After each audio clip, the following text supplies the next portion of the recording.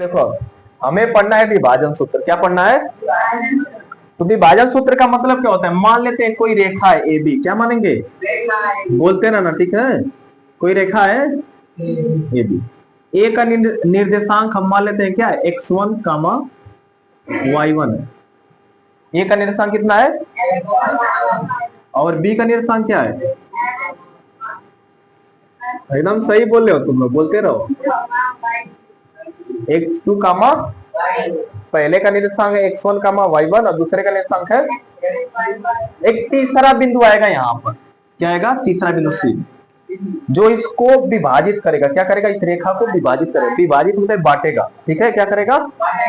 इसका निर्देशांक हम मान लेते हैं x कामा y। क्या है? x कामा y है। तो किस अनुपात में विभाजित करेगा? ठीक है। अनुपात देखो हुआ कि नहीं? देखो आज ए हो गया, एक ही हो गया, हो गया। तो मान लेते हैं किस अनुपात में विभाजित करता है? m1 और m2। ठीक है। किसमें विभाजित करता है? m2। ठीक है। तो देखना ध्यान से, विभाजन सूत्र होता क्या है? विभाजन सूत्र क्या होता है, ध्यान रखना।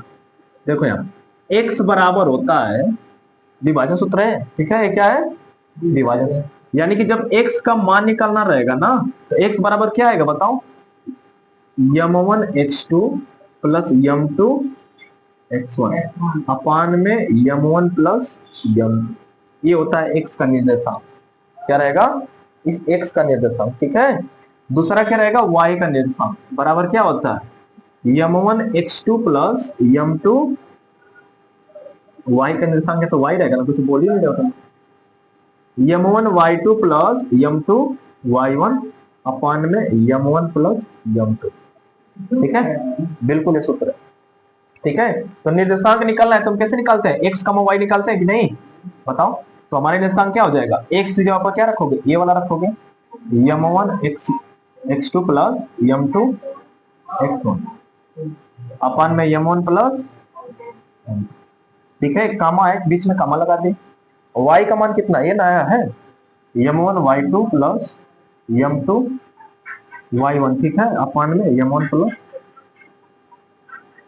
यही निर्देशांक होता है। अब सुनो ध्यान से, कोई दो बिंदुओं को विभाजित करने वाले बिंदु का निर्देशांक, ठीक है। या सुनो फिर से, कोई दो बिंदुओं को m1 तथा m2 के अनुपात में विभाजित करने वाले बिंदु का निर्देशांक का सूत्र यही क्या है?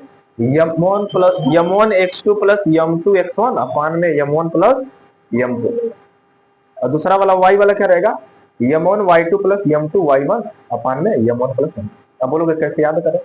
तो याद करने का तरीका बताएं, ऐसे 1 2 2 1 ऐसे याद करना। ठीक है, 1 2 2 1 1 2 2 1 12 21 याद करो, जो मन करे जैसे मन करे वैसे याद करो।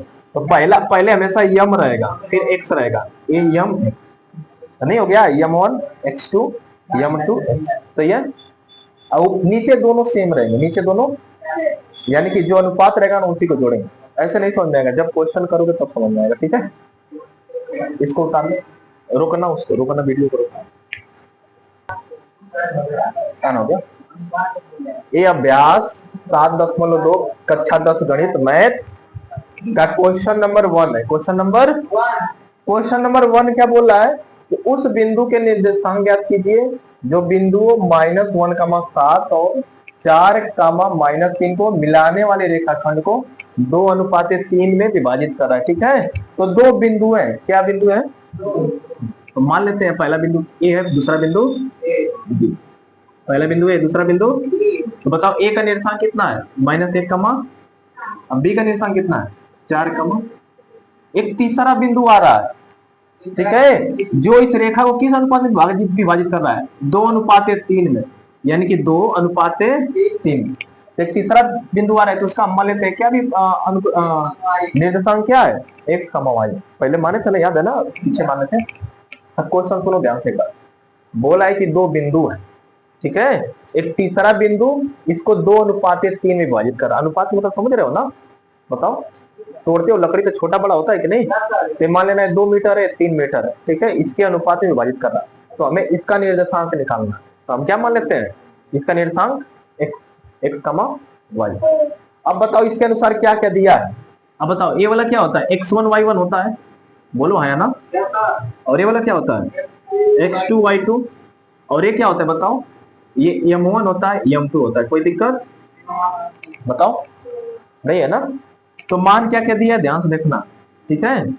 ये बताओ, विभाजन सूत्र लगाएंगे, क्या लगाएंगे, विभाजन सूत्र, विभाजन सूत्र से विभाजन। अब विभाजन सूत्र बताओ क्या होता है, एक्स कमा वाई अभी लिखवाए, बताओ हाँ या ना।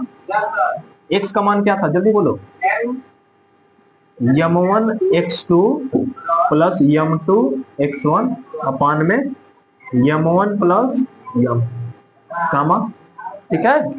y वाला क्या लिखवाए, m1 y2 plus m2 y1 अपान में m1 प्लस, सही है ना, कोई दिक्कत नहीं ना है,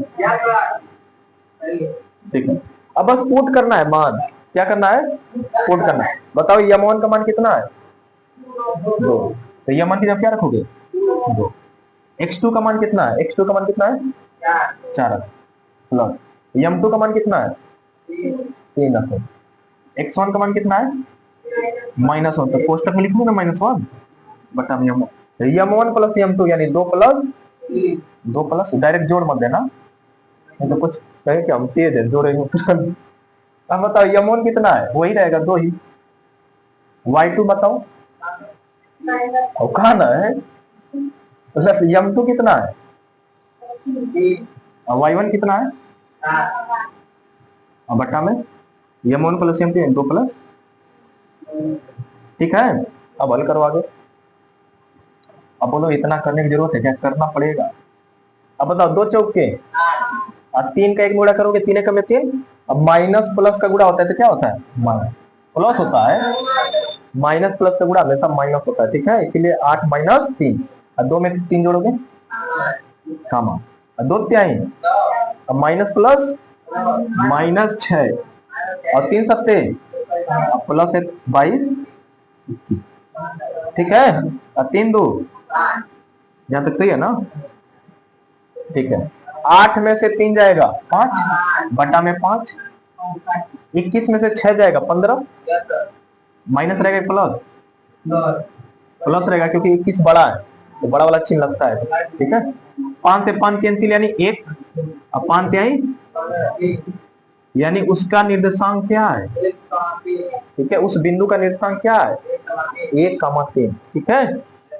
लिखना तब लिखोगे क्या आंसर में, -1,7 बिंदु -1,7 तथा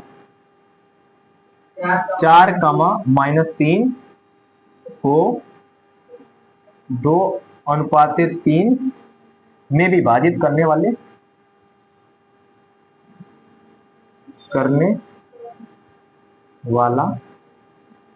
बिंदु का निर्देशांक 1,3 है, ठीक है। अब ये तुम्हारा आंसर है, ठीक है। बढ़िया है कि नहीं, एकदम हलवा वाला क्वेश्चन है, मिलेगा पक्का नंबर, करो उतारो।